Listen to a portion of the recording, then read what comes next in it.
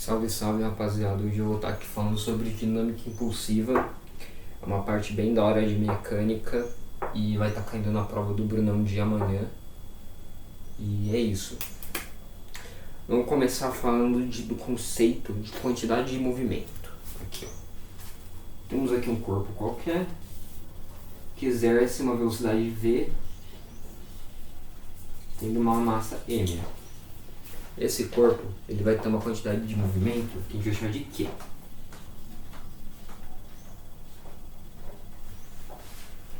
A quantidade de movimento e a velocidade são dois vetores que eles têm a mesma direção e o mesmo sentido. E o módulo deles se determina da seguinte maneira aqui. A quantidade de movimento é a massa vezes a velocidade desse objeto. Que também serve a mesma coisa sem a setinha do vetor aqui. Aí a gente também tem a variação da quantidade de movimento, que é o quê? A gente tem um corpo aqui com uma velocidade aqui, e esse mesmo corpo de massa m, uma velocidade v', que teve uma variação na velocidade. Isso aqui é a velocidade Q', aqui a quantidade de movimento a gente vai chamar de Q'. Ó, vocês concordam comigo que isso aqui, a quantidade de movimento é massa vezes velocidade? Aqui o Q' vai ser m vezes v'. Aí já que a variação da quantidade de movimento vai ser igual a todas as outras variações, o final menos o inicial, a gente vai ter aqui, ó, m v' menos m v. Pode botar o m em evidência, m vezes v' menos z, que é igual a m delta v.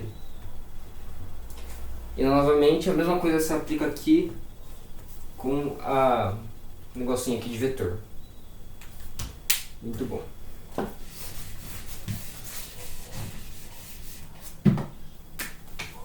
Vou colocar aqui delta Q igual a m delta v. Eu vou apagar esse outro corpinho aqui agora pra gente falar de impulso.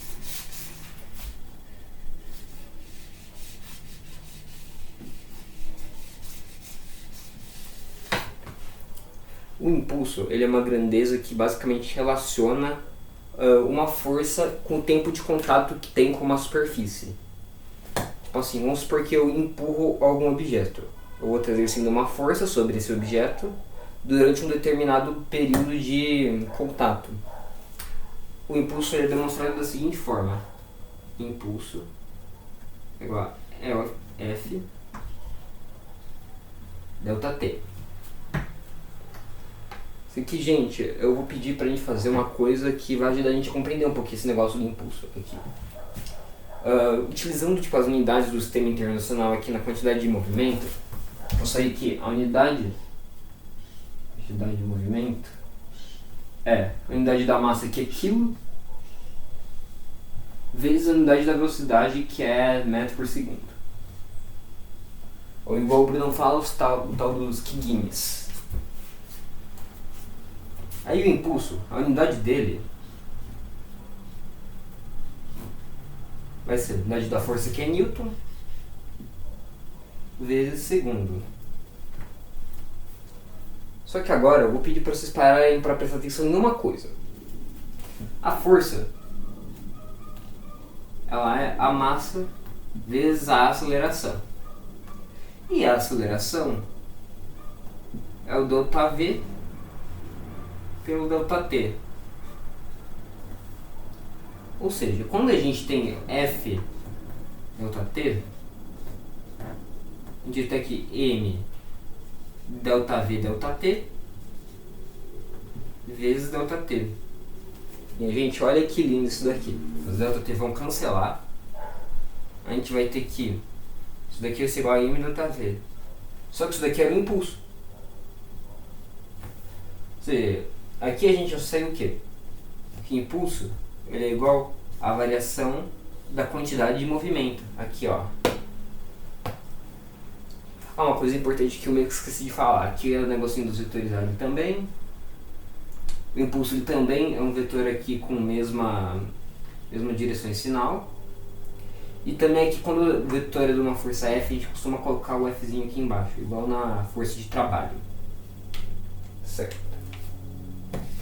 Esse daqui é o chamado teorema do impulso, que vai ajudar a gente, tipo, pela maioria das coisas de conservação de movimento, que é o que eu vou falar já já, e sobre dinâmica impulsiva em geral. É o negócio que mais vai ajudar, assim. Aqui, ó.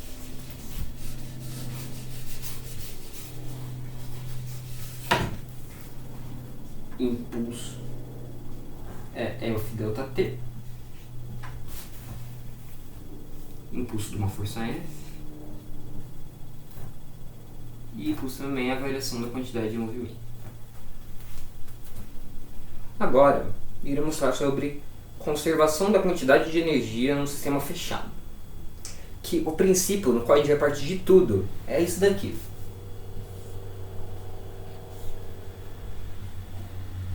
O Q é igual a Q'. Novamente, quando tiver Q igual a Q', normalmente vai ser tipo dois carros que se bateram, assim, alguma coisa do tipo, então os dois vão estar no mesmo sentido e mesma direção. Então, tipo, dependendo da situação, às vezes vai poder tirar esses dois sinais de vetor aqui. Mas, assumindo que isso aconteça, a gente tem que saber de um negócio. A quantidade de movimento, vamos chamar de quantidade resultante, é igual à soma das outras quantidades de movimento do sistema. Tipo assim, no exemplo que eu dei, de um carro batendo no outro, tem o carro A e o carro B, eles vão se bater. A quantidade de movimento do sistema, que é essa quantidade resultante aqui que eu coloquei, que no caso seria isso daqui, é a soma das quantidades de movimento, ou seja, do carro 1 e do carro 2, ou A ou B, sei lá, não lembro o que eu falei.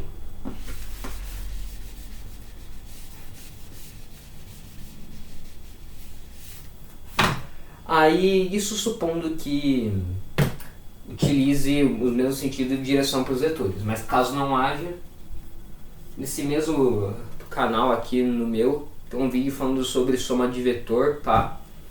E ainda sobre o negócio que a gente vai falar daqui a pouco, que vai juntar velocidade relativa. O que é igual a Q' a gente usa tipo sempre que a gente encontra dois objetos, normalmente depois de uma colisão. Tipo, igual eu falei normalmente dos dois carros que se batem, porque eles vão ter uma velocidade antes e uma velocidade depois da colisão. Aí, já que a massa normalmente não vai mudar, vai continuar com a mesma massa e vai mudar a velocidade. Aí nisso a gente consegue relacionar as quantidades de movimento da hora. Esqueci de colocar aqui. Unidade de impulso é Newton vezes segundo. Agora, vou falar de uma maneira mais direta sobre colisões. Gente, vocês vão me desculpar, mas eu vou continuar falando de carro batendo até o final dessa aula sim. É o melhor exemplo que tem. Porque, porra, dois negócios de massa batendo com uma certa velocidade. Aí é da hora de falar. Colisão. A colisão a gente vai pensar em três momentos. Antes da colisão, durante a colisão e depois da colisão. Feito aqui. Corpo 1, com velocidade V1. Corpo 2, com velocidade V2. Nós temos aqui o módulo do vetorzinho menor. Por quê? Porque se vai acontecer uma colisão, esse V1 vai ter que ser maior que o V2 para poder alcançar o objeto 2. Isso eu vou chamar isso daqui de velocidade de aproximação. Aí entra no negócio lá que eu falei de velocidade relativa. Vai ser o V1, que é o maior, menos o V2, que é o menor. V2. Não coube aqui direito, mas espero que dê para entender. Isso daqui é antes da colisão. Aí durante a colisão,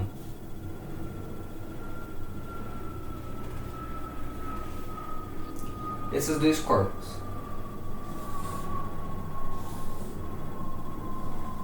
eles vão meio que ter uma colisão elástica assim. Tô falando entre aspas, mas esse termo de elástico e não elástico eu vou explicar já já. Corpo 1 e corpo 2. corpo 1 exerce uma força no corpo 2, vou chamar aqui de F12. O corpo 2 exerce uma força no corpo 1, chamada F21. Aí depois da colisão,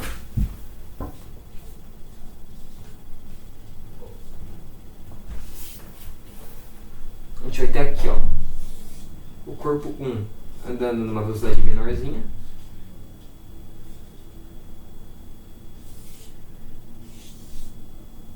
e o corpo 2 andando numa velocidade maiorzona. Por quê? Porque quando ele bateu no corpo 2 que estava com menor velocidade, ele foi impulsionado para trás. Ou seja, o vetor velocidade dele deu uma diminuída.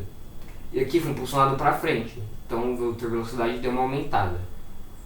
Aí, agora eles estão se afastando, porque o 1 ele vai tender a chegar mais longe do 2 e o 2 vai tender a se afastar. Então eu vou chamar de velocidade de afastamento. Que vai ser... Ah não, a velocidade mudou, né? Então aqui V1' e 2'. V2'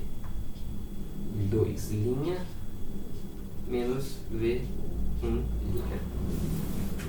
Aí nisso a gente vai ter um coeficiente de elasticidade.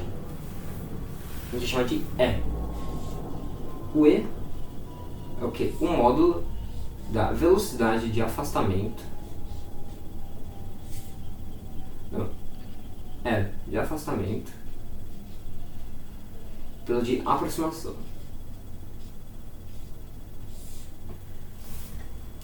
Nisso, que nem a gente denotou aqui, já estando no módulo, porque a gente já colocou aqui de acordo com a grandeza das velocidades, o E vai ser igual a V2' menos V1' dividido pelo V1 menos o V2.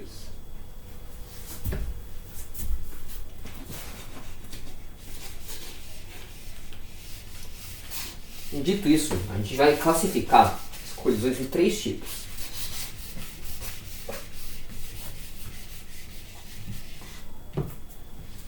A colisão inelástica, na qual o Ezinho é igual a 0. A colisão elástica só, que quando esse E é entre 0 e 1. E a colisão perfeitamente elástica, que é quando o E é igual a 1. Pedro, e se o E for maior que 1? Isso não vai acontecer. Por quê? Porque por E ser maior que 1, a gente precisa que a velocidade de afastamento seja maior que a de aproximação.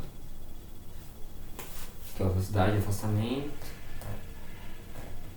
maior que a de aproximação. Ou também a gente pode escrever aqui que o V2' menos V1' igual a V1 menos V2. E por que a velocidade de afastamento não vai ser maior? Não sei se esse símbolo existe aqui, mas não vai ser maior que a de aproximação. Porque para eles baterem assim, a gente vai precisar que a velocidade de afastamento, por causa de aproximação, seja menorzinha que a de afastamento, porque vai haver uma conservação da quantidade de movimento no total, assumindo que seja um sistema fechado, e aí não vai se dissipar em nada. Tipo, não vai ter quantidade de movimento que vai para lugar nenhum, entendeu? Aí dito isso, a gente tem que... O coeficiente de elasticidade aqui, eu não lembro se é esse o nome, mas que ele vai ser igual a 1. Aqui é inelástico, inelástico. Aqui é elástico só. E aqui é perfeitamente elástico.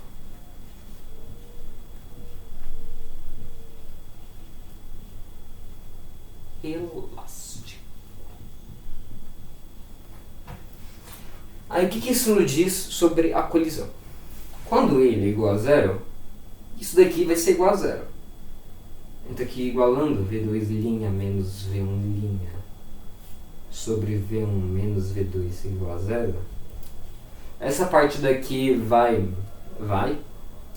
Ah, por sinal a gente nunca tem que se preocupar com isso daqui dando zero, tá? Porque, como é que fala, a velocidade dos dois nunca vai ser a mesma. Tanto que se for, eles só vão sair andando e nunca vão se encostar.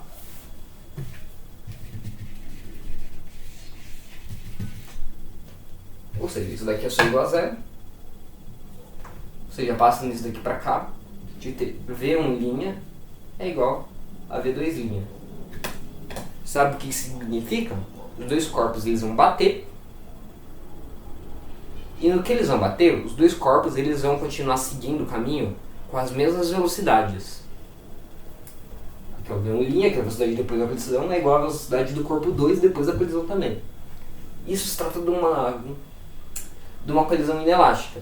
Que por causa disso eles nunca mais vão se bater de novo, assim. Porque se eles estão com a mesma velocidade, ele não vai rolar eles se encontrarem.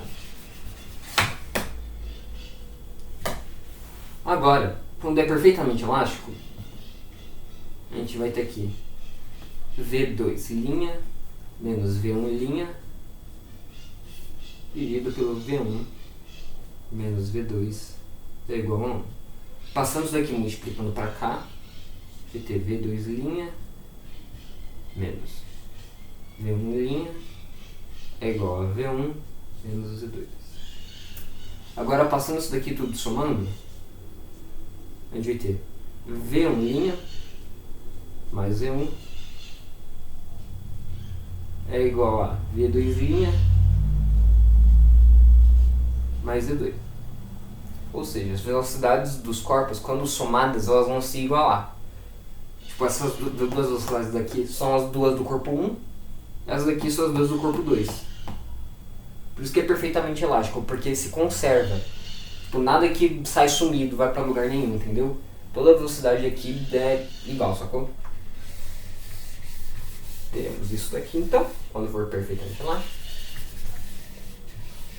Aí quando for elástico, vai ser porque vai estar no meio termo, assim. Eu vou colocar aqui só pra falar que eu coloquei.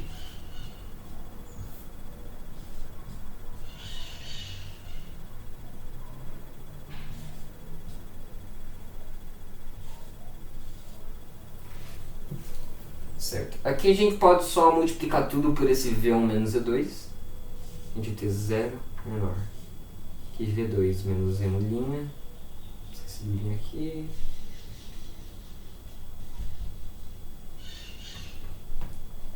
Aqui a gente pode analisar isso daqui de dois jeitos. Esse daqui só com essa parte. Ou seja, V2' menos V1' sendo maior que 0. Ou seja, eu vou passar daqui V1' para o outro lado já. Ou seja, V2' maior que V1'.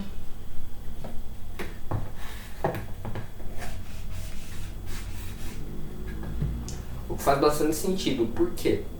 Porque quando é inelástico, eles vão bater e vão continuar seguindo com a mesma velocidade e nunca mais vão se encostar. Aqui, com a velocidade do 2 sendo maior que a do V1, a gente vai ter o quê? Que os dois eles vão seguir andando, só que esse daí vai conseguir se afastar mais, sacou? Aí quando esse daqui é elástico, vai tudo se somar e, como é que fala, eles vão meio que... um vai e outro vai voltar. Eles vão trocar de velocidade. Certo? Aqui analisando nesse caso, temos V2' menos V1' menor que V1 menos V2. Passando esse daqui pra cá, a gente vai ter... Não, passando esse daqui pra cá, a gente vai ter V1' mais V1 é menor que V2' menos V2. Mais V2, desculpa. Ou seja, a soma das velocidades do corpo que vai se afastar vai ser maior que a do que vai ficar para trás. O que faz bastante sentido, eu diria. Enfim, rapaziada, né? É isso. Agradeço pela atenção. Caso vocês queiram estudar mais, o Bruno deixou uma lista do Estuda Fácil. Tá da hora. Vamos lá. Tem uns exercícios meio coerentes com a matéria, assim, tem outros que nem tanto, dá uma misturada com coisa de lançamento horizontal, lançamento oblíquo, que inclusive também tem aqui vídeo. E é isso, rapaziada. Valeu, é nóis.